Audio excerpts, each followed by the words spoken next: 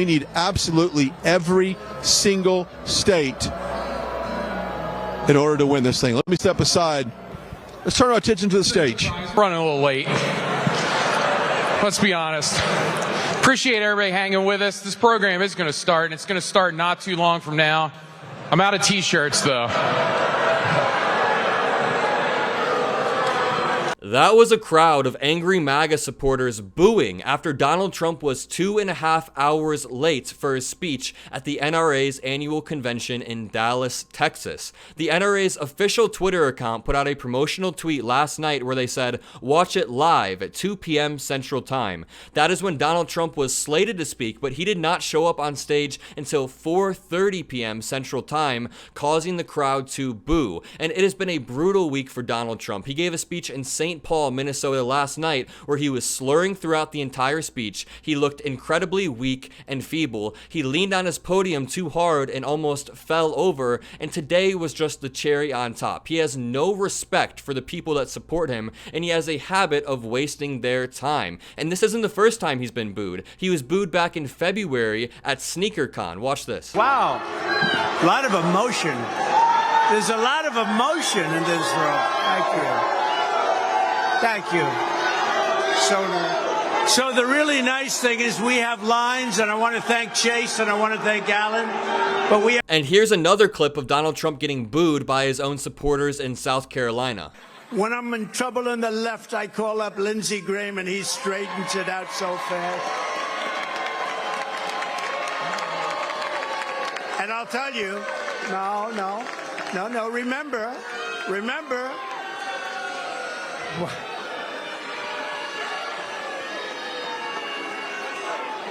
I love him. He's a good man. And here's one more clip of Donald Trump getting booed by his own crowd in Alabama after he recommended that they take the vaccine. And I know this one especially stung because his administration was the one that created Operation Warp Speed and fast-tracked the COVID vaccine, but he can't even brag about it because his supporters are all against modern medicine for some reason. I recommend take the vaccines. I did it. It's good. Take the vaccines. But no, that's okay. That's all right. You got your freedoms, but I happen to take the vaccine. And today, Donald Trump walked on stage to an angry crowd and immediately began complaining about how President Biden challenged him to a round of golf. It was obviously a tongue-in-cheek joke meant to get under Donald Trump's skin, and it worked. Donald Trump talked about this last night in Minnesota too, only last night he said that he had won 29 golf championships, and today that number was inflated to 31. We see Donald Trump repeatedly inflate numbers as time goes on. Last week he gave a speech in New Jersey where he said originally that 80,000 people showed up, then that number somehow changed to 100,000, then they claimed 107,000. We see him continually inflate numbers, and today was no different. Watch these two clips back to back. Okay, I'm a very good golfer. I really am. Won 29 club championships. That's a lot, 29 club championships. And he can't play. And he said the other day, it's all disinformation. I played golf for a long time. I won a lot of golf. 31 club championships, can you believe it? And he challenged me to a golf. He is genuinely mad that President Biden challenged him to a round of golf, and unless he won 2 championships overnight, that is a prime example of him just lying, throwing stuff to the wall and seeing what sticks, inflating numbers, and boasting about stuff non-stop. Last night, we saw Donald Trump brag about not paying his bills when contractors don't live up to their standards. How about that? Before I got up, the teleprompter fell down. That's great. Great going, fellas, back there. Then they want to know why I didn't pay the bill. You know, I get a lot of heat.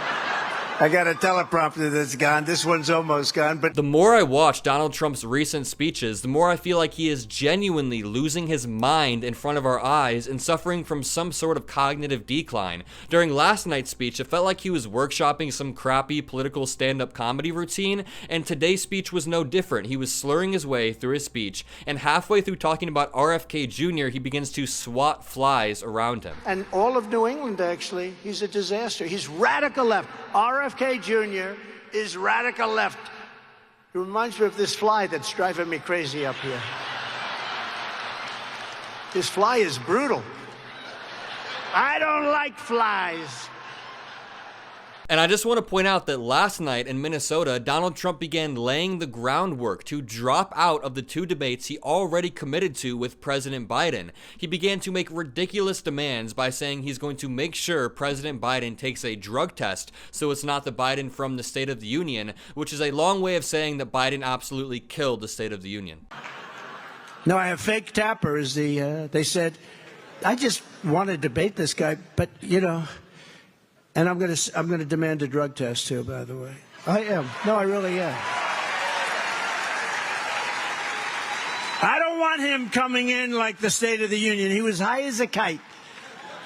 I said, is that Joe up there? A beautiful robe? And by the end of the evening, he's like, well, it was exhausted, right?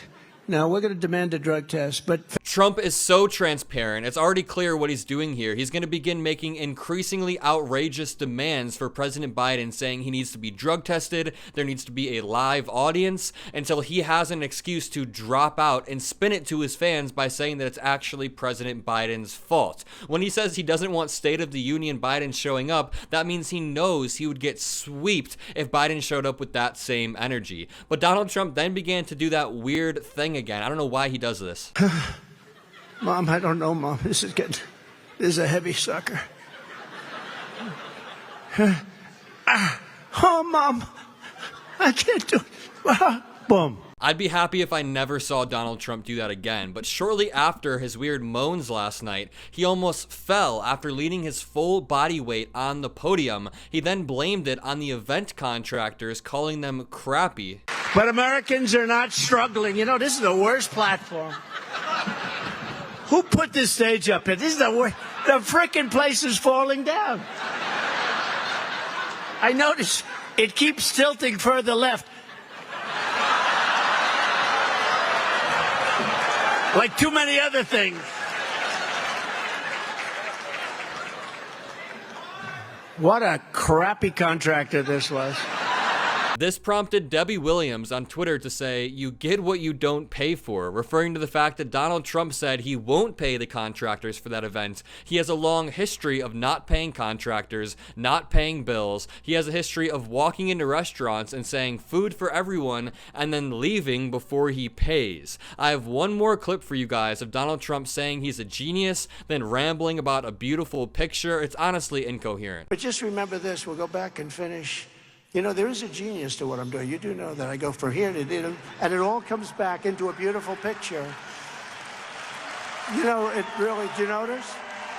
It all comes back into a beautiful picture. Great memory. It's a beautiful thing. If you enjoyed this video, don't forget to leave a like. Let's get MeidasTouch to 3 million subscribers. Let's get my personal channel, Adam Mockler, to 250,000 subscribers, and I'll see you guys next time. Love this video? Make sure you stay up to date on the latest breaking news and all things Meidas by signing up to the MeidasTouch newsletter at MeidasTouch.com/newsletter.